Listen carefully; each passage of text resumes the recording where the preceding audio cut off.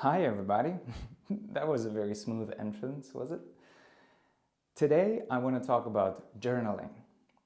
I think journaling is a very important part of us humans, of something that we do. And today I want to share with you a few tips and a few findings. So finding number one is that writing your own journal is fascinating. And especially when you look back. When you open that journal a few years later, after you start writing it down, you can reflect on what kind of person you were in that moment, what kind of thoughts you had, where you were emotionally, spiritually, mentally, physically. And it is such a fascinating moment because this is yours. It's something that was yours, part of you, and it is you. It's not something curated by the algorithm, created by a group of writers, or curated by someone who wants to retain your attention and sell you something or prompt you to a certain action. It is a part of you. It is who you are, and you usually will have your best interest in mind. I sure hope so. So, first thing is definitely writing down things and reflecting on them after a while is fascinating because it is like a portal in time to your own personal self in the past. And I highly recommend you trying it out. Even if you write something down just once, check back on it in a few months. It is a very interesting process because reflecting on it, you might notice that, well, my life improved since then. Or how much did it change? Or what happened? Did you move countries? Did you move cities? You changed a job? You changed a partner maybe? Your friend circle expanded or contracted? Or what is going on in your life? It is such a fascinating thing. So I highly recommend you trying out just for that one sole reason. Finding number two is that it's good to have a few different journals, because if you segment and separate the journals into different categories, it makes it a bit easier for you to work with these journals and write things down. And plus, if you want to reflect on some things, you can know which journal to check. In my example, I have 3 journals. I have my travel journal that I bring with me if I go for a coffee or I go into a park and I just want to write down some of my thoughts. I bring it with me and I can write down whatever comes to mind. So that is my first journal. My second journal is my ideas journal.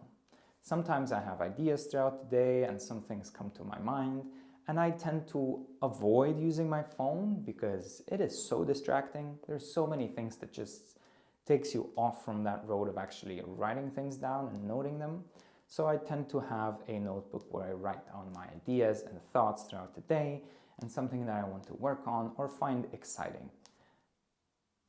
I highly recommend you have at least 2 different journals, right? It doesn't have to be a separate ideas one and a personal one, but at least if you don't want to have the hassle of monitoring 3 different journals, at least have 2.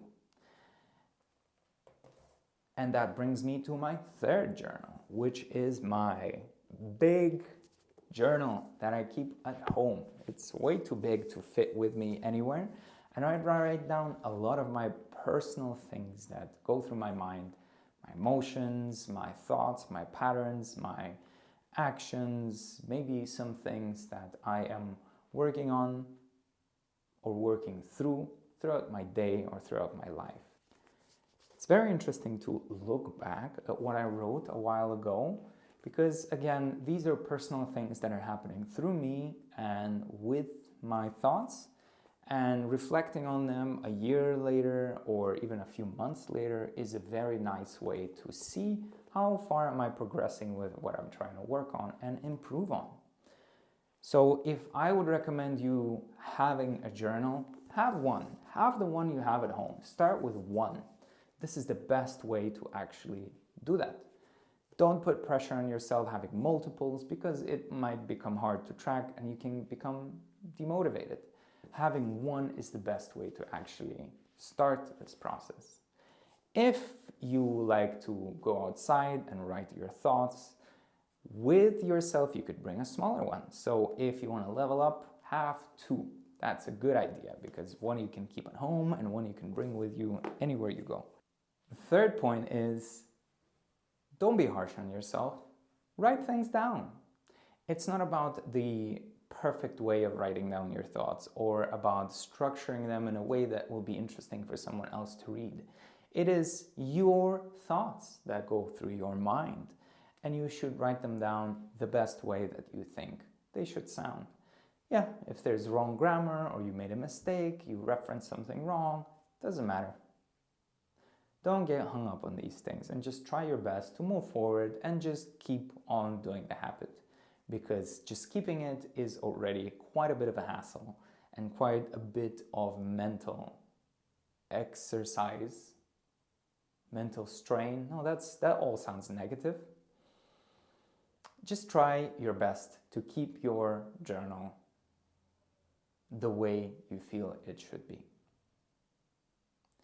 So these are my findings on journaling and overall the process of documenting your thoughts. I highly recommend you to start even with one journal and just try out how it will work for you. Thank you so much for watching, and I will be seeing you in the next one. Bye-bye.